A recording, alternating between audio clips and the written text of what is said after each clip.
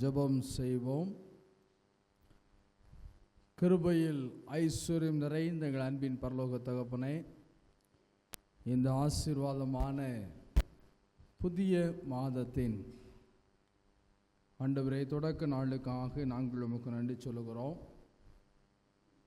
ஆண்டவரே, இந்த தேவன் என்றென்றைக்கும் நம்முடைய தேவன். அவர் நம்மை நடத்துவார் என்று சொன்னது போல இந்த 2026 ஆண்டில் 4 மாதங்கள் கழித்து இந்த 5வது மாதத்தை நீர் காண செய்த கிருபைக்காக, இரக்கத்திற்காக, தயவுக்காக, ஆசீர்வாதத்திற்காக நாங்கள் நமக்கு நன்றி சொல்லுகிறோம். இந்த ஆராதனை வழி ஆண்டவர்களுக்கு ஆசீர்வதித்தார். அப்பத்தை பிற்கையில் எம்மாவூருக்கு சென்ற சீடர்களுக்கு தம்மை வெளிப்படுத்தி அவர்களை ஆசீர்வதித்தது போல எங்களையும் ஆசீர்வதிக்க வேண்டும் என்றும் இடத்திலே நாங்கள் கொண்டாடுகிறோம். இந்த ஆராதனையின் தொடக்கம் முதல் முடிவு மட்டும் நம்முடைய திவ்ய பிரசன்னமும் ஆளுகையும் எங்களை ஆட்கொள்ளட்டும், வழி நடத்தட்டும். இயேசு கிறிஸ்துவின் மூலமாய் ஜெபம் கேளும் எங்கள் ஜீவனுள்ள நல்ல பிதாவே. தெய்வநாம மகிமைக்காக நாம் யாவரும் எழுந்து நின்று கீதங்களும் கீர்த்தனைகளும் 13வது பாடலை பாடுவோம். சர்வலோகாதிபா நமஸ்காரம், சர்வ சிருஷ்டிகனே நமஸ்காரம்.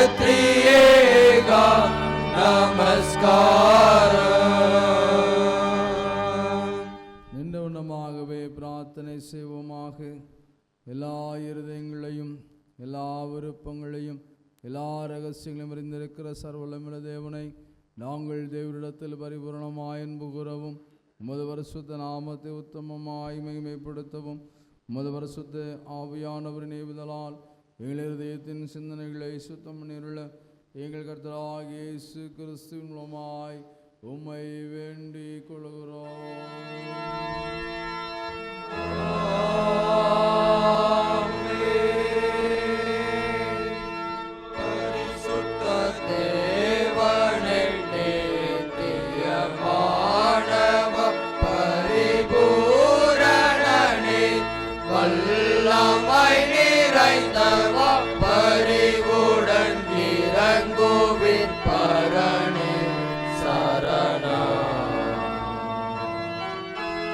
பரிசுத்த தேவனே நித்தியமானவ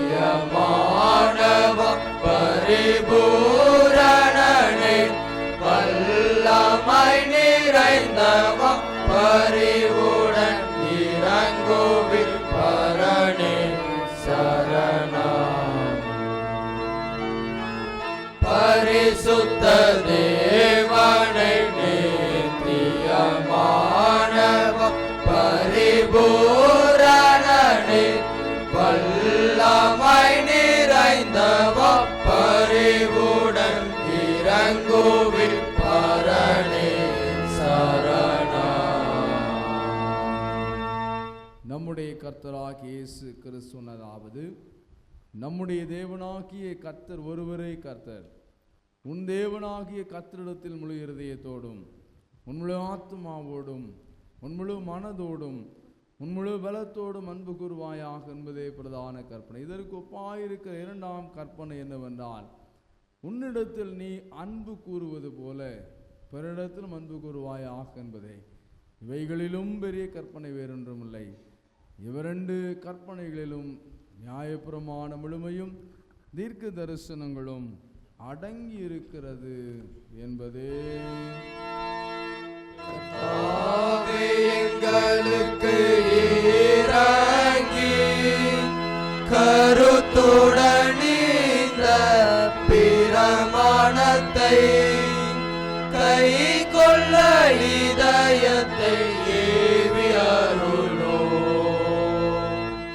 அன்பானவர்களே, நாம் இப்பொழுது நம்முடைய மகா பரிசுத்த வசனத்தை கேட்கவும் ஆண்டவருடைய சரீரத்தையும் இரத்தத்தையும் பெற்றுக்கொள்ளவும் இங்கே கூடி வந்திருக்கிறோம். உத்தம மனஸ்தாபத்தோடும் உண்மையான விசுவாசத்தோடும் அவரிடத்தில் கிட்டி சேர்வதற்காக தேவனுடைய கிருபையை தேடி முழங்கால் படியிட்டு மௌனமாக நம்மை நாமே சோதித்து அறிவோமாக.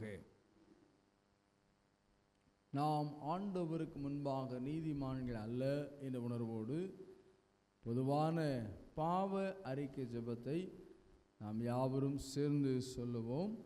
பரமபிதாவே,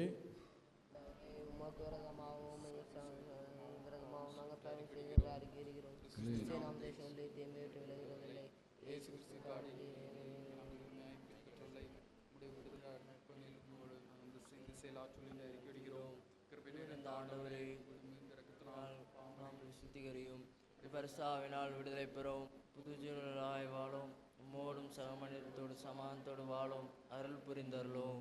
ஆமென். இயேசு கிறிஸ்துவின் வழியாக ஆண்டவரிடம் உண்மையாய் மனம் திரும்புகிறவர்களுக்கு மட்டும் அருளப்படுகிற கிருபை நிறைந்த தேவனுடைய வசனத்தை கேளுங்கள். உங்கள் பாவங்கள் சிவேரென்றிருந்தாலும் உறைந்த மழையைப் போல வெண்மையாகும். அவைகள் இரத்தாம்பர சிவப்பாய் இருந்தாலும் பஞ்சை போலாகும். நான் அவர்கள் அக்கிரமத்தை மன்னித்து அவர்கள் பாவங்களை இனி நினையாதிருப்பேன். மேற்குக்கும் கிழக்குக்கும் எவ்வளவு தூரமோ அவ்வளவு தூரமாய் அவர் நம்முடைய பாவங்களை நம்மை விட்டு விலக்கினார். வருத்தப்பட்டு பாரம் சுமக்கிறவர்களே, நீங்கள் எல்லாரும் என்னிடத்தில் வாருங்கள், நான் உங்களுக்கு இளைப்பாறுதல் தருவேன். தேவன் தம்முடைய ஒரே பேரான குமாரனை விசுவாசிக்கிறவன் எவனோ அவன் கெட்டுப்போகாமல் நித்திய ஜீவன் அடையும்படிக்கு அவரை தந்தருளி விளவாய் உலகத்திலே அன்பு கூர்ந்தார். பாவிகளை ரட்சிக்க கிறிஸ்து உலகத்தில் வந்தார் என்கிற வார்த்தை உண்மையும் எல்லா அங்கீகரிப்புக்கும் பாத்திரமானது. ஒருவன் பாவம் செய்வானால் நீதிபரராயிருக்கிற இயேசு கிறிஸ்து நமக்காக பிதாவினிடத்தில் பரிந்து பேசுகிறவராயிருக்கிறார். நம்முடைய பாவங்களை நிவர்த்தி செய்கிற கிருபாதார பலி அவரே. நம்முடைய பரமபிதாவாகிய சர்வ வல்லமையுள்ள தேவன் உத்தம மனஸ்தாபத்தோடு உண்மையான விசுவாசத்தோடு நம்மிடத்திற்கு மனம் திரும்பி தங்கள் சகோதர சகோதரன் நினைக்கிற யாவருக்கும் பாவ மன்னிப்பை அருள் செய்வோம் என்று மிகுந்த இரக்கமாய் வாக்குத்தத்தம் செய்திருக்கிறார். அவர் நம்முடைய கர்த்தராகிய இயேசு கிறிஸ்துவின் நிமித்தம் உங்களுக்கு இறங்கி உங்கள் பாவங்கள் எல்லாவற்றையும் மன்னித்து அவைகளின் உங்களை விடுதலையாக்கி சகல நன்மையை உங்களை உறுதிப்படுத்த நிறுத்தி உங்களை நித்திய ஜீவ கரையில் சேர்ப்பாராக.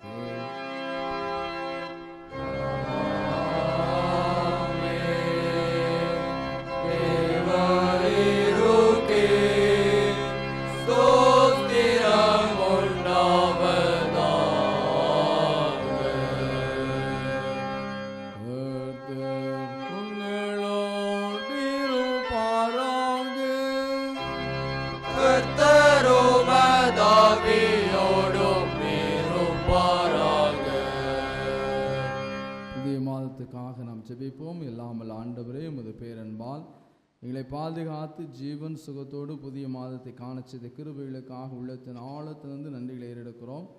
ஆண்டவரே, மாதத்தில் உமது குடும்பமாகி நாங்கள் உம்மாலை காக்கப்பட்டு சகல உபத்திரவங்களுக்கும் நீங்கள் ஆக்கி புதிய பொருத்தனைகளோடு உயர்ந்த நற்குணங்களை வெளிக்காட்டி உம்முடைய நாம் மகிமைக்காக ஒவ்வொருவரும் பிரகாசிக்கவும் உம்முடைய சமூகம் எங்களுக்கு முன் சென்று நீதியின் பாதையிலே, மகிழ்ச்சியின் பாதையிலே, ஆரோக்கியத்தின் பாதையில் வழிநடத்தி ஆசீர்வதிக்க வேண்டும் என்று எங்கள் கர்த்தரும் மீட்பருமாகிய இயேசு கிறிஸ்து மூலமாய் தாழ்மையோடு வேண்டிக் கொள்கிறோம் பரமபிதாவே.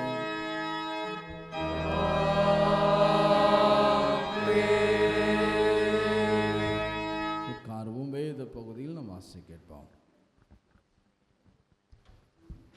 வாசிக்கும்படியாக தெரிந்து கொள்ளப்பட்ட பொதுவான வேத பாடம் 1 சாமுவேல் 14ஆம் அதிகாரம் 1ஆம் வசனம் முதல் 15ஆம் வசனம் வரை. 1 சாமுவேல் 14ஆம் அதிகாரம் 1ஆம் வசனம் முதல் 15ஆம் வசனம் வரை. ஒரு நாள் சவுலின் குமாரனாகிய யோனத்தான் தன் ஆயுததாரியாகிய வாலிபனை நோக்கி, நமக்கு எதிராக அந்த பக்கத்தில் இருக்கிற பெலிஸ்தரின் தானியத்திற்கு போவோம் வா என்று சொன்னான். அதை அவன் தன் தகப்பனுக்கு அறிவிக்கவில்லை. சவுல் கிபியாவின் கடைசி முனையாக யாக்கீமிரோனை ஒரு மாதள மரத்தின் கீழ் இருந்தான். அவனோடு கூட இருந்த ஜனங்கள் ஏறக்குறைய 600 பேராயிருந்தார்கள். சீலாவிலே கர்த்தருடைய ஆசாரியனாயிருந்த ஏலியின் குமாரனாகிய பினேகாசுக்கு பிறந்த இக்கபோத்தின் சகோதரனும் அகிதூவின் குமாரனுமாகிய அகியா என்பவன் ஏபோத்தை தரித்தவனாயிருந்தான். யோனத்தான் போனதை ஜனங்கள் அறியாதிருந்தார்கள். யோனத்தான் பெலிஸ்தரின் தானியத்திற்கு போக பார்த்த வழிகளில் நடுவே இந்த பக்கம் ஒரு செங்குத்தான பாறையும் அந்த பக்கம் ஒரு செங்குத்தான பாறையும் இருந்தது. ஒன்றுக்கு போசேஸ் என்று பேர், மற்றொன்றுக்கு சேனே என்று பேர். அந்த பாறைகளில் ஒன்று வடக்கே மிக்மாசுக்கு எதிராகவும் மற்றொன்று தெற்கே கிபியாவுக்கு எதிராகவும் இருந்தது. யோனத்தான் தன் ஆயுததாரியாகிய வாலிபனை நோக்கி, விருத்த சேதனம் இல்லாதவர்களுடைய அந்த தானியத்திற்கு போவோம் வா. ஒருவேளை கர்த்தர் நமக்காக ஒரு காரியம் செய்வார். அநேகம் பேரை கொண்டாகிலும் கொஞ்ச பேரை கொண்டாகிலும் ரட்சிக்க கர்த்தருக்கு தடையில்லை என்றான்.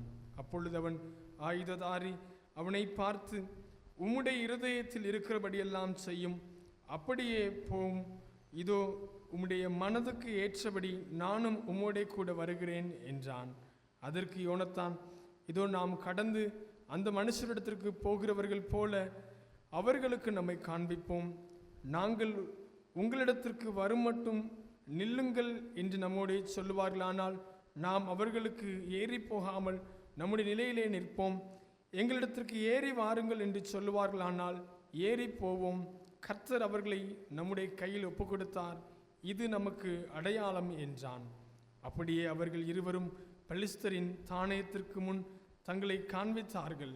அப்பொழுது பெலிஸ்தர், இதோ எபிரெயர் ஒளிந்து கொண்டிருந்த வலைகளை விட்டு புறப்படுகிறார்கள் என்று சொல்லி தானியம் இருக்கிற மனுஷன் யோனத்தானையும் அவன் ஆயுததாரையும் பார்த்து, எங்களிடத்திற்கு ஏறி வாருங்கள், உங்களுக்கு புத்தி கற்பிப்போம் என்றார்கள். அப்பொழுது யோனத்தான் தன் ஆயுததாரியை நோக்கி, என் பின்னாலே ஏறி வா, கர்த்தர் அவர்களை இஸ்ரவேலின் கையில் ஒப்பு கொடுத்தார் என்று சொல்லி, யோனத்தான் தன் கைகளாலும் தன் கால்களாலும் தவழ்ந்து ஏறினான். அவன் ஆயுததாரி அவன் பின்னாலே ஏறினான். அப்பொழுது அவர்கள் யோனத்தானுக்கு முன்பாக மடிந்து விழுந்தார்கள். அவன் ஆயுததாரியும் அவன் பின்னாலே வெட்டி கொண்டே போனான். யோனத்தானும் அவன் ஆயுததாரியும் அடித்த அந்த முந்தின அடியிலே ஏறக்குறைய 20 பேர் அரையேர் நிலமான விசாலத்திலே விழுந்தார்கள். அப்பொழுது பாளையத்திலும் வெளியிலும் சகல ஜனங்களிலும் பயங்கரம் உண்டாய், தானயம் இருந்தவர்களும் கொள்ளையிட போன தண்டில் உள்ளவர்களும் கூட திகில் அடைந்தார்கள். பூமியும் அதிர்ந்தது, அது தேவனால் உண்டான பயங்கரமாயிருந்தது என்பது வாசிக்கும்படியாக தெரிந்து கொள்ளப்பட்ட வேத பாடம் வாசித்தாயிற்று. தோத்திரம் உண்டாவதாக தேவரீரே, தோத்திரம் உண்டாவதாக. பரிசுத்த சுவிசேஷ வாக்கியம் பரிசுத்த லூக்கா என்பவர் எழுதின நற்செய்தி நூல் 8ஆம் அதிகாரம் 43ஆம் வசனம் முதல் 48ஆம் வசனம் வரை அடங்கியுள்ள இயேசு கிறிஸ்துவின் வார்த்தைகளை கேளுங்கள். லூக்கா 8ஆம் அதிகாரம் 43ஆம் வசனம் முதல். அப்பொழுது 12 வருஷமாய் பெரும்பாடுள்ளவளாயிருந்து தன் ஆஸ்திகளை எல்லாம் வைத்தியர்களுக்கு செலவழித்தும் ஒருவனாலும் சுஸ்தமாக்கப்படாதிருந்த ஒரு ஸ்திரீ இயேசுவுக்கு பின்னாக வந்து அவருடைய வஸ்திரத்தின் ஓரத்தை தொட்டாள். உடனே அவளுடைய பெரும்பாடு நின்று போயிற்று. அப்பொழுது இயேசு, என்னை தொட்டது யார் என்று கேட்டார். எங்களுக்கு தெரியாதென்று எல்லாரும் சொன்னபோது பேதுருவும் அவனுடனே கூட இருந்தவர்களும், ஐயரே, திரளான ஜனங்கள் உம்மை சூழ்ந்து நெருக்கி கொண்டிருக்கிறார்களே, என்னை தொட்டது யார் என்று எப்படி கேட்கிறேன் என்றார்கள். அதற்கு இயேசு, என்னிலிருந்து வல்லமை புறப்பட்டதை அறிந்திருக்கிறேன், ஆதலால் ஒருவர் என்னை தொட்டதுண்டு என்றார். அப்பொழுது அந்த ஸ்திரீ நான் மறைந்திருக்கவில்லை என்று கண்டு நடுங்கி வந்து அவர் முன்பாக விழுந்து தான் அவரை தொட்ட காரணத்தையும் உடனே தான் சுஸ்தமானதையும் எல்லா ஜனங்களுக்கு முன்பாக அவருக்கு அறிவித்தாள். அவர் அவளை பார்த்து, மகளே, திடன்கொள், உன் விசுவாசம் ரட்சித்தது, சமாதானத்தோடே போ என்றார் என்பது. இது கிறிஸ்துவின் நற்செய்தி.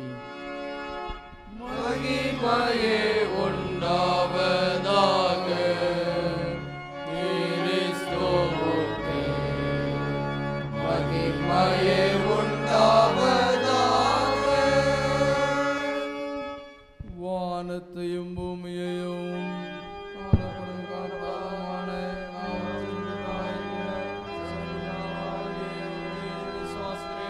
ஒரே கதிரமாய்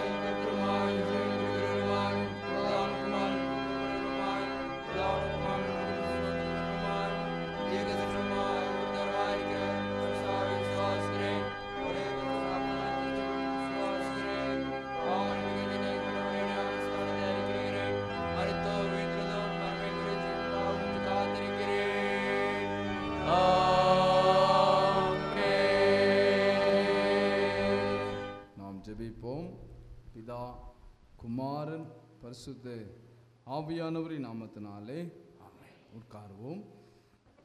கிறிஸ்துவுக்குள் அன்பானவர்களே, ஆண்டவராய் இயேசு கிறிஸ்துவின் ஈடு இணைற்ற நாமத்திலே உங்கள் எல்லாருக்கும் என்னுடைய அன்பின் புதிய மாதத்தின் வாழ்த்துக்களையும் ஆசீர்வாதங்களையும் கூறிக்கொள்ளுகிறேன். அல்லேலூயா. இந்த மாதத்தில் ஆண்டவர் நம்ம கொடுக்கிற ஒரு நம்பிக்கையின் வார்த்தை 1 சாமுவேல் 14ஆம் அதிகாரம் 6ஆம் வாக்கியத்தை நாம் படிக்கலாம். யோனத்தான் தன் ஆயுததாரியாகிய வாலிபனை நோக்கி, விருத்த சேதனம் இல்லாதவருடைய அந்த தானியத்திற்கு போவோம் வா, ஒருவேளை கர்த்தர் நமக்காக ஒரு காரியம் செய்வார். அநேகம் பேரை கொண்டாகிலும் கொஞ்ச பேரை கொண்டாகிலும் ரட்சிக்க கர்த்தருக்கு தடையில்லை என்றான். இந்த மாதத்தில் ஆண்டவர் நமக்கு கொடுக்கிற ஒரு வார்த்தை என்னன்னா, கர்த்தர் நமக்காக ஒரு காரியம் செய்வார். அமெரிக்க ஐக்கிய தேசத்தில் ஜார்ஜ் வாஷிங்டன் என்பவர் அதிபராக இருந்த காலத்தில் ஒரு போர் நடைபெற்று கொண்டிருந்தது. அப்போ அந்த போர் ஒரு இக்கட்டான ஒரு சூழ்நிலை. இப்போ எப்படி அமெரிக்காவுக்கும் ஈரானுக்கும் என்ன செஞ்சுருக்கு, போர் நடந்துட்டு இருக்கு. அதனால உலகமே ஸ்தம்பித்து இருக்குது. ரொம்ப கடினமான ஒரு சூழ்நிலை. அதே போலவே அந்த நாட்களிலே அந்த அமெரிக்க படைகள் போர் புரிந்திருக்கின்ற பொழுது, இந்த போரிலே வெற்றி பெறுவதற்காக இந்த ஜார்ஜ் வாஷிங்டன் என்ன செஞ்சார்னா, அவர் எப்போதுமே அதிகாலையிலே எழுந்து முழங்கால் நின்று ஜெபிக்கக்கூடிய ஒரு மனிதர். அப்போ இந்த போர் நடைபெற்றிருக்க காலம் மாத்திரமல்ல, எப்போது அவர் முழங்காலில் நின்று அவர் ஜெபித்து கொண்டிருப்பார். அப்போ இதை பார்த்த ஒரு விவசாயி தன்னுடைய மனைவியிடத்தில் வந்து அவங்க இப்படி சொன்னாங்க. அந்த விவசாயி, கர்த்தர் நமக்காக ஒரு காரியம் செய்ய போகிறார். என்ன அப்படின்னா, இந்த போரில் நமக்கு தான் வெற்றி கிடைக்க போகிறது அப்படின்னு சொல்லிட்டு அந்த விவசாயி தன்னுடைய மனைவியிடத்தில் சொன்னாங்களாம். அப்போ அவருடைய மனைவி சொன்னாங்களாம், ஒருவேளை இந்த போர் கடுமையானதாக இருக்கிறது, அநேக நாட்கள் நடைபெற்று கொண்டிருக்கிறது, முடிவுக்கு வரவில்லை, கொஞ்சம் கடினமானது தான். ஆனால் நீங்கள் இவ்வளவு உறுதியாக எப்படி இந்த போரிலே நாம் நிச்சயமாக வெற்றி பெறுவோம் என்று உங்களால் எப்படி உறுதியோடு சொல்ல முடிந்தது என்று அவருடைய மனைவி கேட்ட பொழுது, இந்த விவசாயி சொன்னாரா, பெரிய படைகள், பெருத்த படைகள் நமக்கு இருந்தாலும் நம்முடைய அதிபர் அந்த படைகளை நம்பாமல் என்ன செய்தார், காலையில் அதிகாலை எழுந்திரிச்சு என்ன செய்கிறாரு, அவன் ஜெபம் பண்ணுறார். ஆகவே அதை நான் பார்த்தேன், ஆகவே தான் நான் உறுதியோடு சொல்லுகிறேன், கர்த்தர் நமக்காக காரியத்தை செய்வார், இந்த போரில் நமக்கு வெற்றி கிடைக்கும். ஆம், கிறிஸ்துவுக்கு அன்பானவர்களே, நாம் வாசிக்கிட்ட 1 சாமுவேல் 14ஆம் அதிகாரத்தில் நீங்கள் வீட்டில் போய் வாசித்து பாருங்கள். இங்கே பார்த்தீங்கன்னா அதே போல் ஒரு சூழ்நிலை தான். 13ஆம் அதிகாரத்தில் 20ஆம் வசனம் முதல் நீங்கள் படித்தீங்கன்னா அங்கே சொல்லப்பட்டிருக்கிற காரியம் என்னவென்று சொன்னால், இஸ்ரவேல் ஜனங்கள் அங்கே அமைதலோடு இருக்கிறார்கள். நாம் தீர்க்கதரிசன புத்தகம், மீகா தீர்க்கதரிசன புத்தகத்தை படிக்கிறது போல, அவனவன் தன் தன் திராட்சை செடியின் நிழலிலே பயப்படுத்துவார் இல்லாமல் என்ன செய்வானா, படுத்து கொள்ளுவார். அப்போ அங்கே பார்த்தீங்கன்னா உங்களுடைய பட்டயங்களை அறிவாளிகளாகவும் மண்வெட்டிகளாகவும் அவங்க என்ன செய்வாங்க, அடிப்பாங்க. அதே இடத்துல இன்னொரு இடத்துல சொல்லியிருக்குது, அவங்க மண்வெட்டிகளையும் பட்டயங்களையும் இந்த அறிவாளிகளையும் என்ன செய்வாங்க, பட்டயங்களாக அவர்கள் அடிப்பார்கள், மாற்றுவார்கள் அப்படின்னு சொல்லியிருக்கு. இப்போ அறிவாலும் மண்வெட்டியும் விவசாயம் செய்வதற்கு சமாதானத்தை குறித்து இங்கே சொல்லப்பட்டிருக்காது. ஆனால் இங்கே நீங்கள் பார்த்தீங்கன்னா இந்த 1 சாமுவேல் 13ஆம் அதிகாரத்தில் பார்த்தீங்கன்னா இவங்க அப்படி தான் இருக்கிறாங்க. இந்த இஸ்ரவேல் ஜனங்கள் சமாதானத்தில் இவர்கள் இருக்கிறார்கள். அப்படிப்பட்ட சூழ்நிலை அவரிடத்தில் இருந்தது என்னன்னா, அவங்ககிட்ட பட்டயம் இல்லை, மாறாக மண்வெட்டியும் அறிவாளிகளும் விவசாயத்திற்கு பயன்படுத்துகிற சமாதானமாய் இருக்கிற ஒரு சூழ்நிலையில் தான் அவர்கள் இருக்கிறார்கள். அந்த அதிகாரத்தில் இங்கே பார்த்தீங்கன்னா பட்டயம் சவுலிடத்திலும் யோனாத்தானிடத்திலும் மாத்திரம் 2 பேர்கிட்ட தான் பட்டயம் இருக்கிறது. ஆகவே இப்படிப்பட்ட சூழ்நிலை பார்த்தீங்கன்னா அது அடுத்த அதிகாரத்தில் இந்த பெலிஸ்தர் இஸ்ரவேல் தேசத்திற்கு எதிராக, இஸ்ரவேல் மக்களுக்கு எதிராக பாளையம் இறங்கி அவர்கள் மீது போர் அவர்கள் தொடுத்து கொண்டிருக்கிறார்கள். ஆகவே இஸ்ரவேல் ஜனங்கள் மிகுந்த பயந்த சூழ்நிலையில் இருக்கிறார்கள், கலக்கத்தோடு இருக்கிறார்கள். இந்த ஆயுதங்களை எல்லாம் கூர்மைப்படுத்துவதற்கு அவர்கள் பெலிஸ்தரிடத்துக்கு தான் சொல்ல வேண்டும். அதுதான் 13ஆம் அதிகாரம் சொல்லி இருக்குது. ஆகவே இப்படி கலக்கமான இப்படிப்பட்ட சூழ்நிலையில கலங்கி இருக்கின்ற சூழ்நிலையை தான் கர்த்தர் அங்கே சொல்லுகிறார். கர்த்தர் நமக்காக ஒரு காரியம் செய்வார். ஒருவேளை இன்றைக்கு நம்முடைய வாழ்விலும் நாமும் இன்றைக்கு பல இழப்புகளின் நிமித்தமாக, பலவிதமான ஏமாற்றங்களின் நிமித்தமாக, பலவிதமான துயரத்திலே கஷ்டத்திலே நாமும் இன்றைக்கு கலங்கி போய் கொண்டிருக்கலாம். நம்முடைய காரியங்கள் எல்லாம் எதிராக நடப்பது போல அல்லது எதிராகவே நடந்து கொண்டே இருக்கலாம். ஆண்டவர் சொல்றாரு, நான் உனக்காக ஒரு காரியத்தை செய்ய போகிறேன். சவுல்ட்டு இருந்தது 600 வீரர்கள் தான், பட்டையில ஒண்ணுமே இல்லை. ஆனா அதான் சொல்லி கொஞ்சம் பேராயிலும் அநேகம் பேராயிலும் ரட்சிப்பதற்கு கர்த்தருக்கு தடை இல்லை. கர்த்தர் ஒரு காரியத்தை செய்ய போகிறார். ஆகவே நம்முடைய வாழ்விலும் அவர் செய்ய வல்லவர். யோபு தான் சொல்றார், தேவரீர் நீ செய்ய நினைத்தது தடைபடாது. அவர் செய்ய நினைச்ச ஒரு காலம் தடை. நம்ம வாழ்க்கையிலும் அவர் காரியத்தை செய்ய போகிறார். நம்ம ஒரு காரியத்தின் நாள் காத்திருக்கலாம், அல்லது காரியம் கைவிடி வருவது போல வராமல் இருந்திருக்கலாம். ஆண்டவர் புதிய மாதம் நான் உனக்கு புதிய காரியத்தை ஒரு காரியத்தை செய்யப்போம். நாம் செய்யணும். கடவுள் நமக்கு அந்த காரியத்தை செய்யணும்னு நாம் என்ன செய்யணும்? இந்த யோனத்தானும் அவனுடைய ஆயுததாரியும் என்ன செஞ்சாங்க அப்படின்னா 3 காரியம். ஒன்று நீங்கள் படிக்கலாம், 14:10 படிக்க. 1 சாமுவேல் 14:10. ஏறி போவோம், கர்த்தர் அவர்களை நம்முடைய கையில் ஒப்பு கொடுத்தார். இது நமக்கு அடையாளம். கடவுள் காரியத்தை செய்வதற்கு இந்த யோனத்தானுடைய ஆயுததாரியை கடவுள் மேல நம்பிக்கை வச்சு போனாங்க. ஏன்னா சூழ்நிலை இவர்களுக்கு எதிராக இருக்கிறது. ஆனால் அவங்க என்ன செஞ்சாங்க? 2 பேரும் யாருக்கும் தெரியாம பெலிஸ்தருடைய பாளையத்திற்கு இறங்கி போகிறார்கள். அப்ப போகும்போது 2 பாறை இருக்குது, செங்குத்தா. அப்போ இந்த யோனத்தான் போகும்போது இந்த பெலிஸ்தர் அவர்களை பார்க்கிறார்கள். அப்ப பார்க்கும்போது பயப்படலை. அவங்க சொல்றாங்க, யோனத்தான் சொல்றான், நாம ஏறி போகும்போது நீங்க அங்கேயே நின்னுங்க, நாங்க வருவோம் அப்படின்னு நாம நிற்போம். இல்லை ஏறி வாங்க, நாங்கள் உங்களுக்கு புத்தி புகட்டுவோம் என்று சொல்வார்களா? நீங்கள் ஏறி வாங்கன்னு சொன்னால் கர்த்தர் அவர்களை நம்முடைய கையிலே ஒப்பு கொடுத்தார் என்று அவர்கள் விசுவாசத்தோடு. ஏன்னா சூழ்நிலை அங்கே மாறி இருக்கிறது, சூழ்நிலை எதிராக இருக்கிறது, நம்பிக்கை இழந்த ஒரு சூழ்நிலை, சாத்தியமே இல்லாத ஒரு சூழ்நிலையிலே அவர்கள் கர்த்தர் மீது நம்பிக்கை வைத்து நாம் ஏறி போகின்ற பொழுது நீங்க மேலே ஏறி வாங்க சொன்னா ஆண்டவர் அவர்களை நம்முடைய கையிலே ஒப்பு கொடுத்தார் என்பதற்கு அடையாளம். மோசே பார்த்தீங்கன்னா இஸ்ரவேல் ஜனங்களை விடுதலை பயணத்திலே கொண்டு வருவதற்கு ஒரு அடையாளத்தை ஆண்டவர் காண்பித்தார். அந்த மோசே கேட்டார். அப்போ ஆண்டவர் என்ன செஞ்சார்? அடையாளங்களை காண்பித்தார். நியாயாதிபதி புத்தகத்தில் பார்த்தீங்கன்னா கிதியோன் அவர் தெரிந்து கொள்ளும் போது அவர் என்ன செஞ்சார்? ஆண்டவர் நீர் தான் என்ன தெரிஞ்சுக்கிறது, எனக்கு ஒரு அடையாளத்தை காண்பிங்க. அடையாளத்தை காண்பித்தார். ஒரு நம்முடைய வாழ்விலும் கூட ஆண்டவர் நமக்கு காரியத்தை செய்ய போகிறார். நாம் என்ன கடவுள் மேலே விசுவாசம் வைக்கணும், ஆண்டவர் மேலே விசுவாசம் வைக்கணும். அதான் லூக்கா 8ஆம் அதிகாரம் 43, 48 வாசி ஒரு வேத போய் நமக்கு நல்லா தெரிந்த பகுதி தான். ஒரு அம்மா இருந்தாங்க, அவங்க சரீரத்தில் பலவீனம், தன் ஆஸ்தியெல்லாம் அவங்க செலவழித்தாங்க. there will be no hope. அவங்க ஆஸ்தியெல்லாம் செலவழித்தாங்க. அவர்கள் சுகம் பெறுவதற்கு வாய்ப்பு இல்லை, வழிகள் எல்லாம் அடைக்கப்பட்ட ஒரு சூழ்நிலை. கடைசி அவங்க ஒரு முயற்சி பண்றாங்க, நான் ஆண்டவருடைய வஸ்திரத்தை என்ன செய்வேன்? தொடுவேன். அப்போ அவங்க தொடுறாங்க. அப்போ பேதுரு மற்ற அப்போஸ்தலர் சொல்லும்போது ஆண்டவர் கேட்குற, என் வஸ்திரத்தை தொட்டது யார்? அப்போ அவங்க அப்போஸ்தலர் சொல்றாங்க, இவ்வளோ கூட்டம் இருக்குது ஐயா, எப்படியா கண்டுபிடிக்க முடியும்? ஆண்டவர் சொன்ன, என்னிடத்திலிருந்து வல்லமை புறப்பட்டதை நான் உணர்ந்தேன்.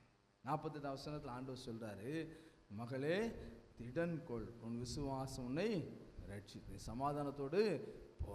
காரியம் மாறுச்சுது. ஆஸ்தியெல்லாம் செலவழிச்சிட்டாங்க, ஒன்றும் இல்லை, மரணம்தான், மரணத்துக்கு நேராக தான் இருந்தாங்க. ஆனால் கர்த்தர் ஒரு காரியம் செய்தார், அந்த அம்மாவுக்கு சுகம் கொடுத்தார். காரணம் இயேசு மேலே விசுவாசம் வச்சாங்க. ஒரு இன்னைக்கு நாமளும் விசுவாசி தான், ஆனால் நம்முடைய விசுவாசம் பூரணமாக இருக்குதா? நம்முடைய விசுவாசம் நிலைச்சிருக்குதா? நம்முடைய விசுவாசம் கிரியையுள்ள விசுவாசமாக இருக்குதா அப்படிங்கிறது நம்ம யோசிக்கணும். ஆண்டவர் மேலே நம்ம நம்பிக்கை முழுவதுமாக விசுவாசம் வைக்கும்போது கர்த்தர் நிச்சயமாகவே காரியத்தை செய்வார். ஒன்று.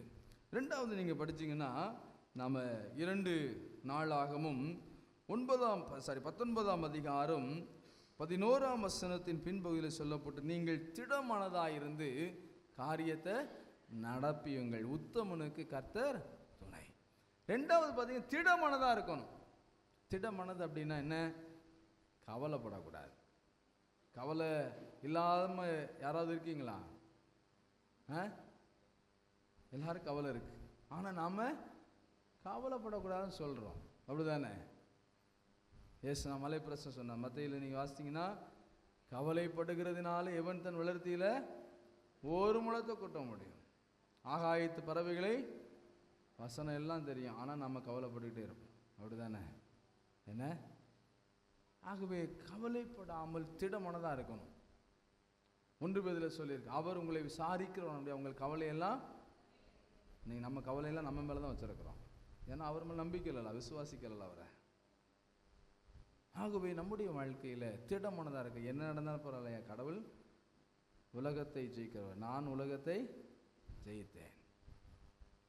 ஆகவே உபத்திரம் உண்டு.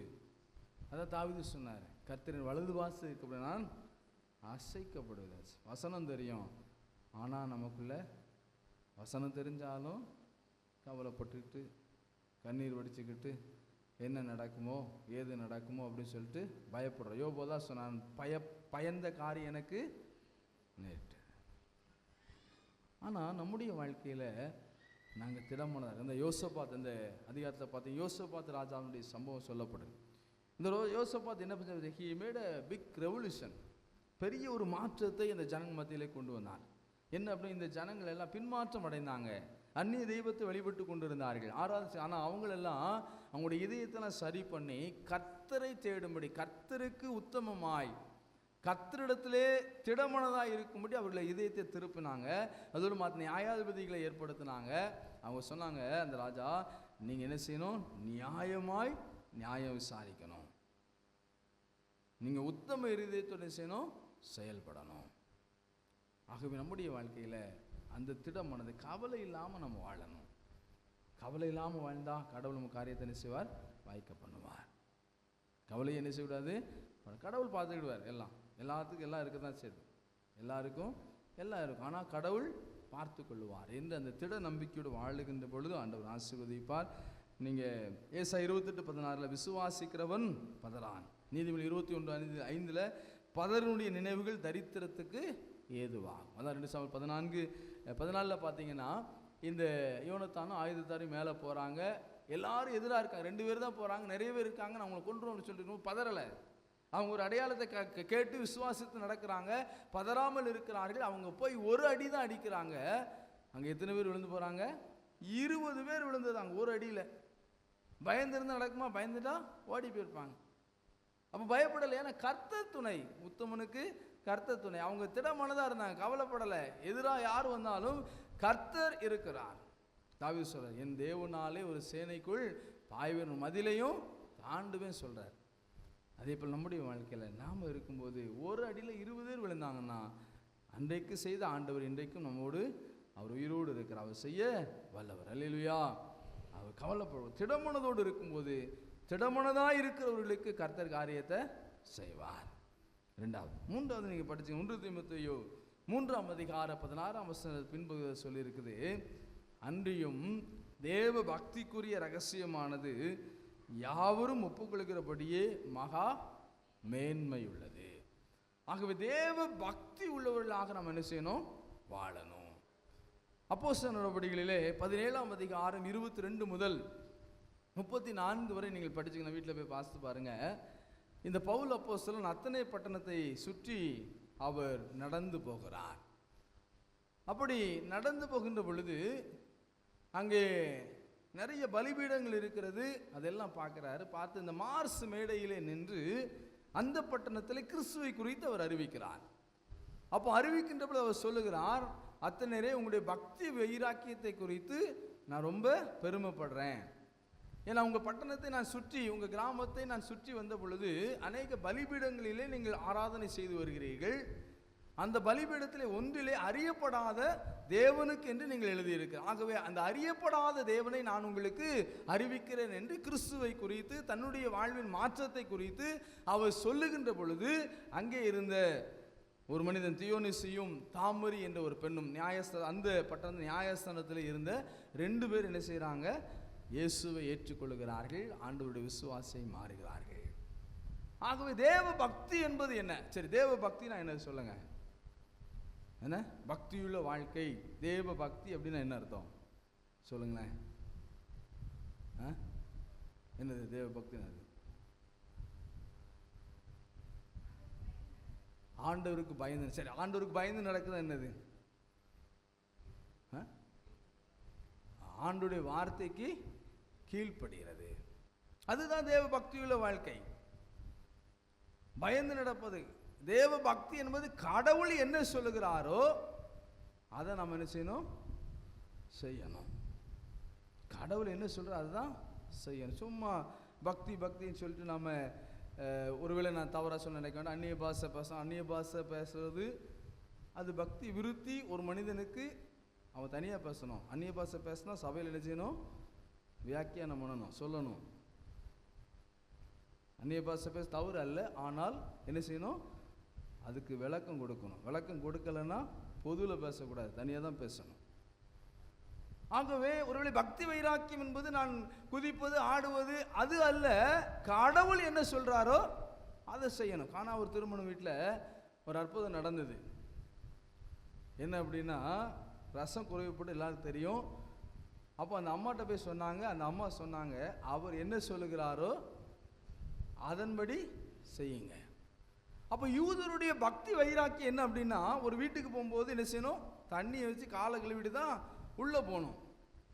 அப்போ யூதனுக்கு ஏதாவது தெரிஞ்சிருந்தா, தண்ணி கால் கழுவக்கூடிய தண்ணியில் ரசமாக மாற்றணும், அதை தெரிஞ்சிருந்தா அவனுடைய பக்தி வைராக்கியம் அதை ஏற்றுக்கொள்ளாது. அப்போ அவன் பக்தி வைராக்கியம் அந்த தண்ணி கால் கழுவது அவன் ஏற்றுக்கொள்ள மாட்டான். ஆனால் ஆண்டவர் சொல்லுது என்னன்னா, நீ அதை செய். நான் என்ன சொல்லுதனோ அதை செய்யும் போது தான் அங்கே காரியம் நடக்குது.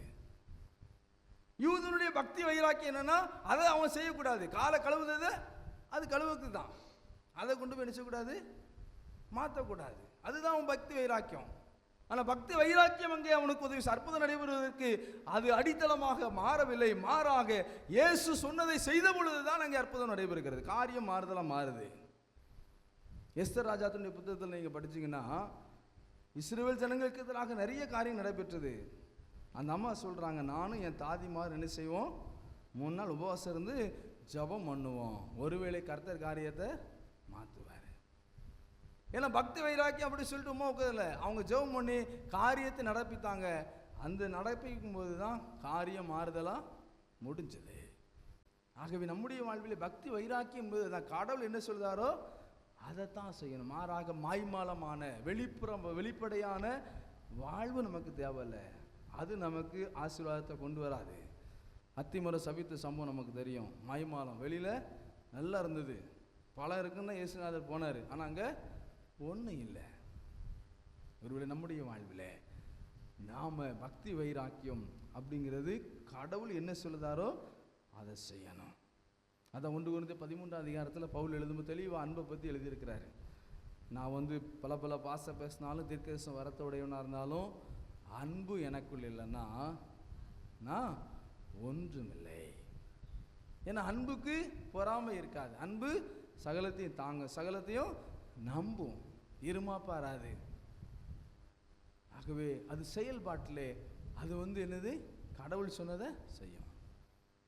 அதுதான் நம்ம வாழ்க்கையில் வேணும். அதுதான் தேவ பக்தி. ஆகவே கடவுள் என்ன சொல்லுகிறாரோ அதை செய்வதற்கு முயற்சி செய்வோம். அதை செய்யும்போது தான் கடவுள் நம்ம காரியத்தை வாய்க்க பண்ணுவார், காரியத்தை நமக்கு செய்வார். ஆகவே கிறிஸ்து கண்பானவர்களே, ஆண்டவர் இந்த புதிய மாதம் நம்ம கொடுக்க ஒரு நம்பிக்கை மாதம்னா, ஒருவேளை காரியம் நடக்காமல் எதிராக இருக்கலாம். ஐயோ இந்த காரியம் நடக்குமா என்று சொல்லி நீண்ட நாள் காத்திருக்கலாம். கடவுள் சொல்கிறாரு, காரியம் நான் உனக்கு அவர் காரியத்தை செய்ய போகிறேன். மோசேயோடு ஆண்டவர் சொன்னார்ல, நான் உன்னோடு கூட இருந்து நான் செய்கிற காரியம் பயங்கரமாக இருக்கும். ஆகவே அந்த காரியம் நமக்கு நடக்கணும். நாம் கடவுள் மேலே என்ன செய்யணும்? விசுவாசம் வைக்க வேண்டும். 2வது நாம் திடமானதாக கவலைப்படக்கூடாது, சோர்ந்து போகக்கூடாது. கடவுள் எனக்கு கூட இருக்கிறார். நாம் ஆராதிக்கிறவர் அவர் கண்களிலிருந்து காணாதவர் அல்ல, கண்களிலிருந்தும் காண்கிறவர். மோசேட்ட சொன்னார், நான் அவர்கள் படுகிற உபத்திரவத்தை பார்க்கவே பார்த்து, கேட்கவே கேட்டு, அவர்களை விடுதலையாக்கும்படி நான் இறங்கி வந்தேன் அப்படின்னு சொல்லி தான் யாத்திராகமம் 2 அதிகாரத்தில் நாம் வாசிக்கிறோம். ஆகவே நாம் என்ன செய்ய, கவலையே படக்கூடாது. கவலைப்படாமல் இருக்கும்போது கடவுள் நமக்காக காரியத்தை செய்வார். 3வது தேவ பக்தி. தேவ பக்தி என்பது மைமாலமான வாழ்க்கை அல்ல. கடவுள் என்ன சொல்லுகிறாரோ அதன்படி நடக்கணும். அன்பு கூறுன்னு சொல்றாரு. நம்ம எல்லாத்துட்டையும் அன்பு கூறுகிறவங்களா இருக்கிறோமா? கண்ட சௌகரியத்தை அன்பு கூறாதவன். நம்ம இன்னைக்கு அன்பு கூர்ந்துருக்கிறோமா? நம்ம எத்தனை பேர் நம்ம சௌகரியத்தை பேசாமல் இருக்கிறோம், பக்கத்து வீட்டில் பேசாமல் இருக்கிறோம். ஆனால் நம்ம வசனத்தை நல்லா சொல்கிறோம், பிரயோஜனம் இல்லை. காரியம் நடக்கணும்னா கடவுள் சொல்லுவதை நாம் செய்வோம். ஆண்டவர் இந்த புதிய மாதத்தில் நாம் விரும்புகிற காரியத்தை செய்து நம்மை ஆசீர்வதித்து வழி நடத்துவாராக. ஆமென்.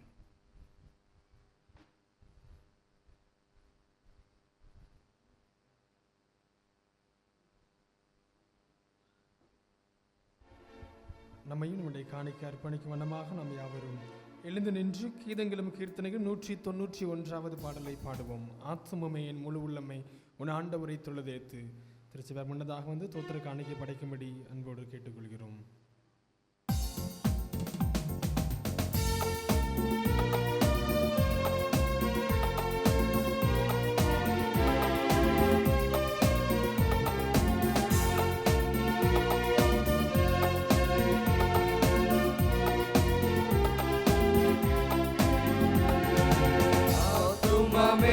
என் முழு உள்ளமே உன் ஆண்டவரை தொழுதேத்து. நாள் வரை அன்புவை தாதரித்த உன் ஆண்டவரை தொழுதேத்து. போற்றிடும் வானோர் போதலத்துள்ளும் சாற்றுதற் கரிய தன்மையுள்ளார். போற்றிடும் வானோர் போதலத்துள்ளும் சாற்றுதற் கரிய தன்மையுள்ளார். ஆத்துமமே என் முழு உள்ளமே உன் ஆண்டவரை தொழுதேத்து. நாள் வரை அன்புவை தாதரித்த உன் ஆண்டவரை தொழுதேத்து. தலைமுறை தலைமுறை தாங்கும் விரோத உலகமுன் தோன்றி ஒளியாத. தலைமுறை தலைமுறை தாங்கும் விரோத உலகமுன் தோன்றி ஒளியாத. ஆத்துமமே என் முழு உள்ளமே உன் ஆண்டவரை தொழுதேத்து. நாள் வரை அன்புவை தாதரித்த உன் ஆண்டவரை தினம் தினம் உலகில் இசை பலவான வினை பொறுத்தருளும் மேலான. தினம் தினம் உலகில் இசை பலவான வினை பொருள் தருளும் மேலான. ஆத்துமமே என் முழு உள்ளமே உன் ஆண்டவரை தொழுதேத்து. நாள் வரை அன்புவை தாதரித்த உன் ஆண்டவரை தொழுதேத்து. பாதை நோய் தோன்றும் ஆட்சி ஆனந்த போதருந்தைய செய்துயிர் தந்த. பாதை நோய் தோன்றும் ஆட்சி ஆனந்த போதரும் தய செய்துயிர் தந்த. ஆத்துமமே என் முழு உள்ளமே உன் ஆண்டவரை தொழுதேத்து. நாள் வரை அன்புவை தாதரித்த உன் ஆண்டவரை தொழுதேத்து. ஊற்றுனக்கிறங்கி உரிமை பாராட்டும் ஊற்றும் கிருபையினால் முடிசூட்டும். ஊற்றுனக்கிறங்கி உரிமை பாராட்டும் ஊற்றும் கிருபையினால் முடிசூட்டும். ஆத்துமமே என் முழு உள்ளமே உன் ஆண்டவரை தொழுதேத்து. நாள் வரை அன்புவை தாதரித்த உன்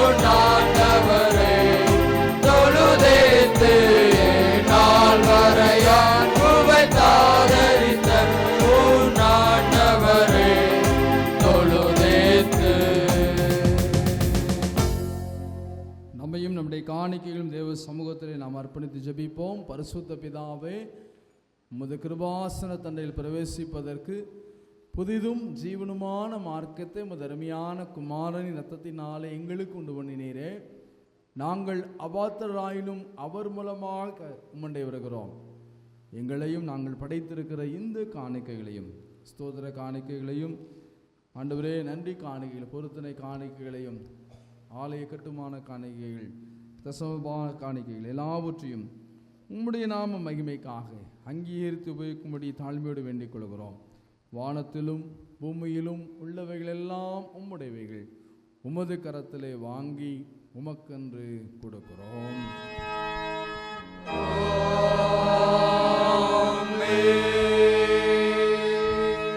ஜெபம் பண்ண கடவோம்.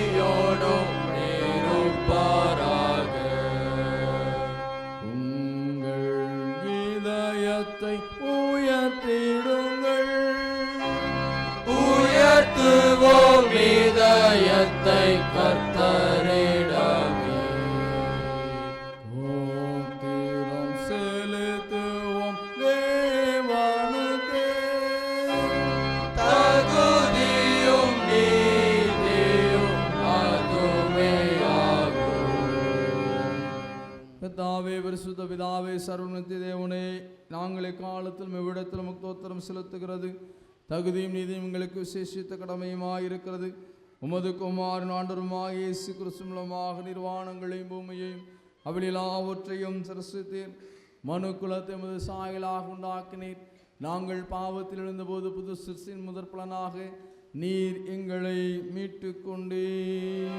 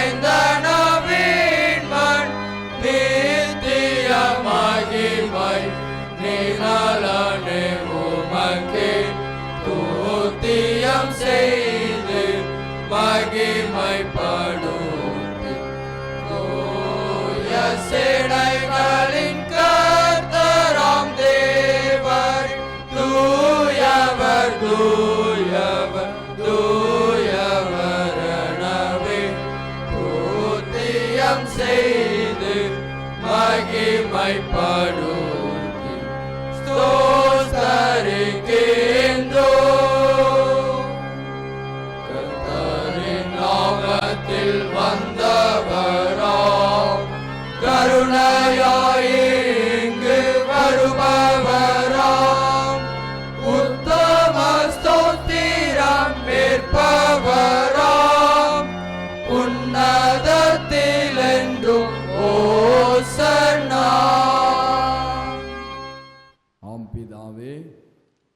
நீரே பரிசுத்தர், நீர் ஒருவரே தோத்தரிக்கப்படத்தக்கவர். தேவரீர் மனிதரில் உருக்கமாய் அன்பு கூர்ந்து உமது ஒரே பிறந்த குமாரனாகி இயேசு கிறிஸ்து எங்கள் தன்மையை தரித்து கொள்ளவும், சிலுவையில் மரித்து எங்களை மீட்டு கொள்ளவும் அவரை தந்தருளினீரே. அவர் சிலுவையிலே ஒரே தரம் தம்மை தாமே ஏக பலியாக ஒப்பு கொடுத்து சர்வ லோகத்தின் பாவங்களை நிவிர்த்தி செய்வதற்கு நிறைவும் பூரணமும் போந்ததுமான பலியையும் காணிக்கையும் பரிகாரத்தையும் செலுத்துமல்லாமல் தமது அருமையான மரணத்தை என்றென்றைக்கு நினைப்பூட்டும் ஞாபகத்தை நியமித்து தாம் திரும்ப வருமளவும் நாங்கள் அதை அனுசரித்து வரும்படி நம்முடைய பரிசுத்த சுவிசேஷத்தில் கட்டளையிட்டருளினாரே. இயேசுதாம் காட்டி கொடுக்கப்பட்ட அன்று ராத்திரியிலே அப்பத்தை எடுத்து ஸ்தோத்திரம் பண்ணி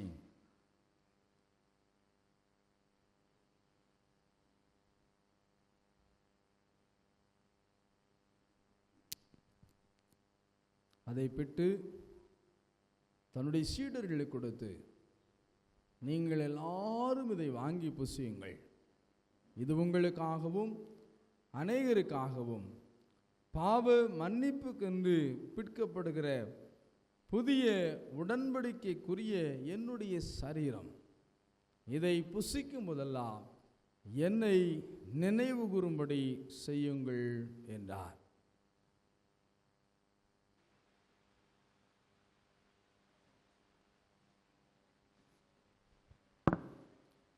அப்படி அவர் போஜனம் பண்ணினவென்று பாத்திரத்தையும் எடுத்து ஸ்தோத்திரம் பண்ணி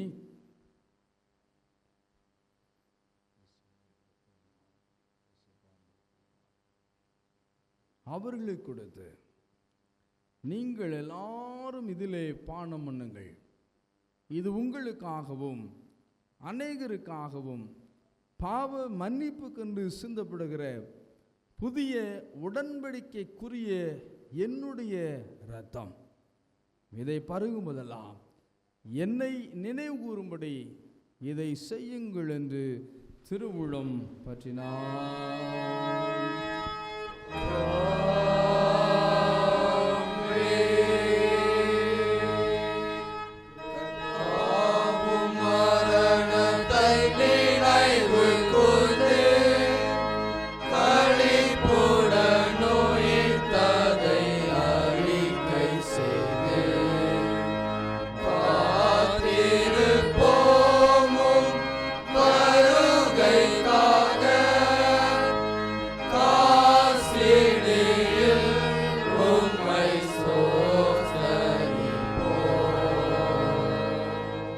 ஆதலால் பிதாவே, உமது குமாரனாகிய நன்மையான பாடங்களை மரணத்தை மகிமையான உயிர்த்தெழுதல் பரமனை கூர்ந்து உமது அடியவர்களாகி நாங்கள் கட்டும்படியே அவர்கள் இது நோக்கியவர்களாக செய்கிறோம். அவரில் நீர் எங்களுக்காக நிறைவேற்றின பூரண மீட்புக்காக உமக்கு நன்றி செலுத்துகிறோம்.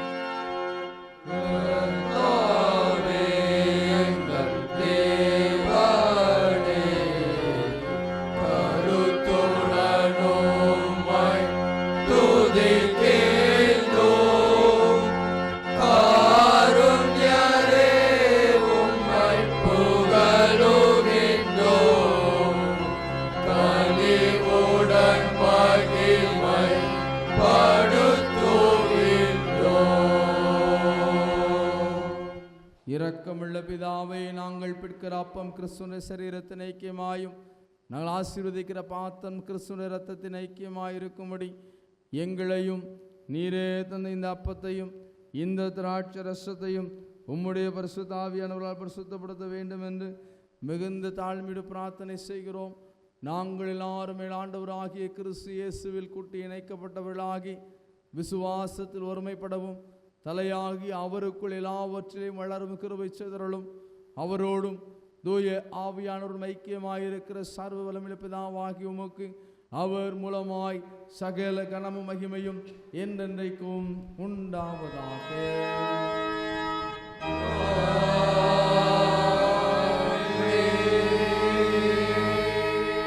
நமது இரட்சகராகிய கிறிஸ்து கற்பித்தபடி நமக்கு அருளப்பட்ட தைரியத்தோடு நாம் சொல்லுவோம். பரமண்டலம் இருக்கிற எங்கள் பிதாவே, உம் நாமம் பரிசுத்தப்படுவதாக, உம் ராஜ்யம் வருவதாக, உம் சித்தம் மண்ணிலே செய்வது போல பூமியில் செய்வதாக. அன்றுள்ள அப்பத்தை எங்களுக்கு தாரும். எங்கள் விதமாய் நாங்கள் மன்னிக்கிறது போல எங்கள் குற்றங்களை மன்னியும். எங்களை சோதனை பிரவேசிக்க பண்ணாமல் தீமை ரட்சித்துக் கொள்ளும். ராஜ்யம் வல்லமை மகிமையும் என்றென்றைக்கும் உடையவரே.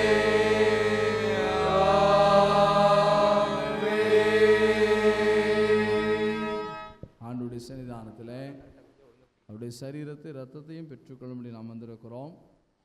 நாம் நம்மிலே தகுதி உள்ளவர்கள் அல்ல. ஆண்டவரே, என்னை எங்களையெல்லாம் நீ தகுதிப்படுத்தும் என்று சொல்லி உள்ளத்தின் ஆழத்திலிருந்து உடைக்கப்பட்ட இருதயத்தோடு இந்த தாழ்மையின் பிரஜபத்தை அவர் சேர்ந்து சொல்லுவோம். இரக்கமுள்ள கர்த்தாவே,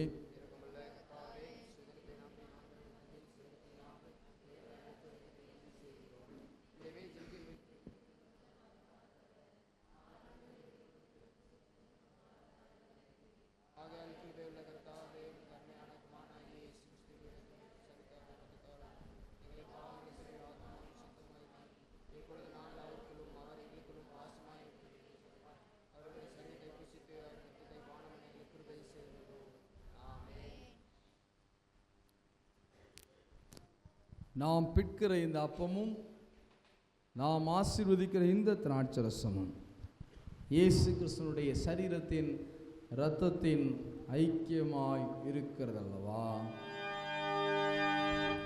ஜகத்தின் பாவத்தை சுமந்து தீர்க்கிற தேவாட்டு மூர்த்தியே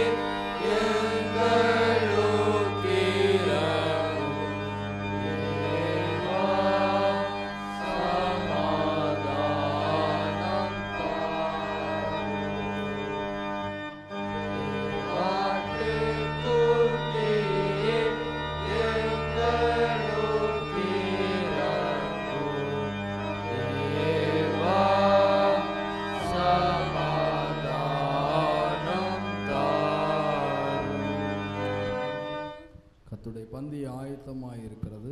நாம் யாவரும் முதலே கலந்து கொள்ளலாம்.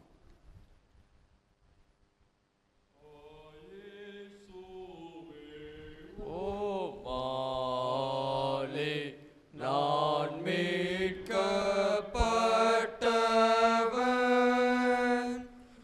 ஓம் திவ்ய இரத்தத்தாலே நான் சுத்தமானவன்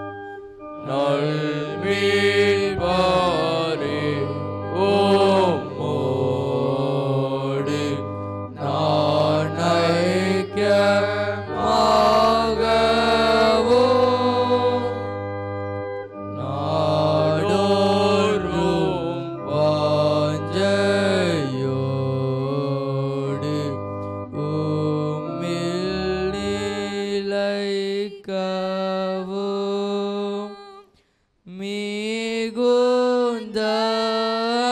அன்பினாலே துணை செய்தருளும்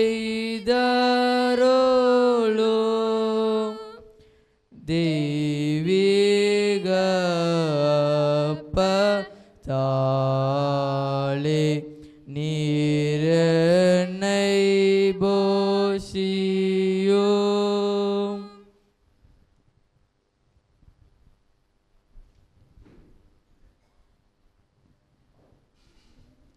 தூய பந்தி சேர்ந்த கைகள் சேவை செய்ய காத்திடும் தூய தோணி கேட்ட சேவி தீகுரல் கேளாமலும்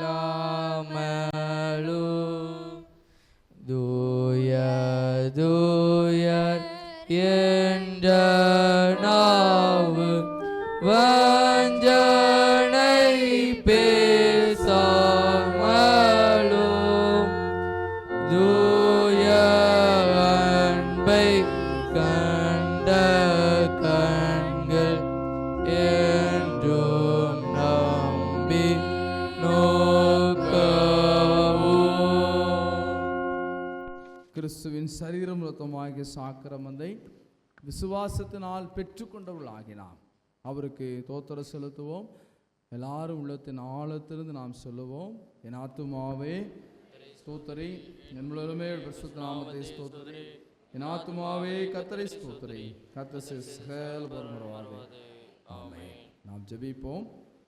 மகா இரக்கமும் கிருபையும் நிறைந்த எங்கள் அன்பின் பரலோக தகப்பனே, இஸ்ரவேலை ஆசீர்வதிப்பதே என் பிரியம் என்று சொன்னவரே, இந்த நல்ல நாளின் மாலை வேளைக்காய் நன்றி சொல்லுகிறோம். இந்த புதிய நாளுக்காகவும் புதிய மாதத்தின் தொடக்க நாளுக்காகவும் நாங்கள் உமக்கு நன்றி செலுத்துகிறோம்.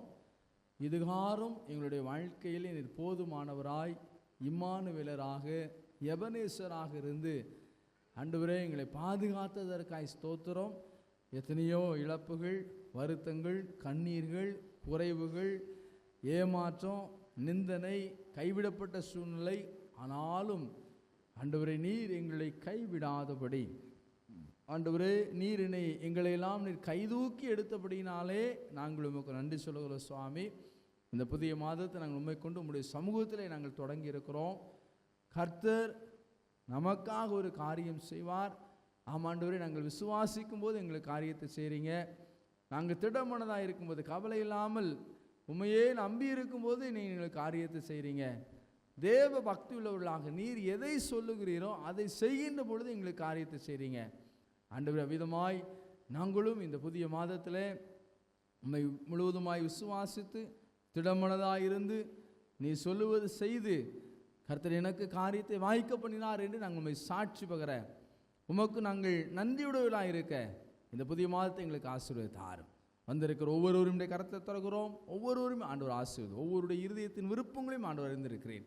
கர்த்தருக்கு மன மகிழ்ச்சியாயிரு, அவரே உன் இருதயத்தின் வேண்டுதல்களை உனக்கு அருள் செய்வார் என்று சொன்ன வேதவாக்கியத்தின்படி ஆண்டவரே நீர் எங்களுக்கு அருள் செய்து நாங்கள் மகிழ்ந்திருக்கவும் உம்மை மகிமைப்படுத்தவும் தேவனாகிய கர்த்தர் உதவி செய்யும்படி நாங்கள் ஜெபிக்கிறோம். ஐயா ஆண்டவரே, ஒவ்வொரு குடும்பத்திற்காக நாங்கள் ஜெபிக்கிறோம். ஆலயத்தில் வர தடைப்பட்டவர்களுக்காக ஜெபிக்கிறோம். தடைகளுக்கு அழைத்து கொண்டு வாங்க ஆண்டவரே. எங்களுடைய ஆலயத்தில் இருக்கிற எல்லா குடும்பத்தையும் ஆசீர்வதிங்க ஆண்டவரே. ஒவ்வொரு செய்கிற தொழில்கள், விவசாயத்தின் பணி, இன்னும் ஒவ்வொரு நாளும் ஆண்டவர் வேலை பார்த்து குடும்பத்தை நடத்துகிறவங்க உண்டு. அதே போல் பல்வேறு அரசு பணி, இன்னும் பல்வேறு நிறுவனங்களிலே பணி செய்யணும் உண்டு. வெளி நாடுகளிலே, வெளி மாநிலங்களில் இருந்து குடும்ப ஆசீர்வாதத்துக்கு பணி செய்யணும் உண்டு. சுவாமி, எல்லாரும் நீங்கள் ஆசீர்வதிங்க. எல்லாருடைய வாழ்விலும் நிறைவை தாரும், குறைவுகளை நீக்கப்படும் ஜெபிக்கிறோம். வேலை பார்க்கிற இடத்துல எல்லா அதிகாரியுடைய கண்களை தயவிடக்கு செய்யுங்க. போக்கில் வரத்தில் நீங்கள் பாதுகாப்பை தந்து வழிநடத்த முடியும் நாங்கள் ஜெபிக்கிறோம் சுவாமி. நல்ல இயற்கை கால சூழ்நிலைக்காக ஜெபிக்கிறோம். மழை தாழ்ச்சியோடு இருக்கிற சுவாமி, எங்களுக்கு மழை தேவை. விவசாயத்து மணிகள் செழிப்பதற்கு, எங்களுடைய போர்கள், கிணறுகள் எல்லாம் நீர்மட்டம் உயர்வதற்கு நல்ல மழை எங்களுக்கு தேவை சுவாமி. மழை எங்களுக்கு தாங்க ஆண்டவர். இந்த அக்கினி ஆண்டவரே, வெயிலின் அகோரம் இருக்குது சுவாமி. அன்றைக்கு மேக ஸ்தம்பத்தினாலே நீர் பாதுகாத்தது போல் எங்களுடைய வாழ்விலும் நல்ல மழையை, இந்த கோடை மழையை தந்து ஆண்டவரே நீர் எங்களை நேசிக்கிறேன் என்பதை நாங்கள் உணர்ந்து கொள்ள கர்த்தர் அற்புத அடையாளம் செய்ய வேண்டும் என்று நாங்கள் ஜெபிக்கிறோம். ஆண்டவரே அதே போல் எங்களுடைய ஆலய கட்டுமானம் பண்ணிக்க நாங்கள் ஜெபிக்கிறோம். ஆண்டவரே உம்முடைய பலத்தினாலே இதை நாங்கள் செய்து கொண்டிருக்கிறோம். இன்னும் செய்ய வேண்டிய காரியம் அநேகம் உண்டு சுவாமி.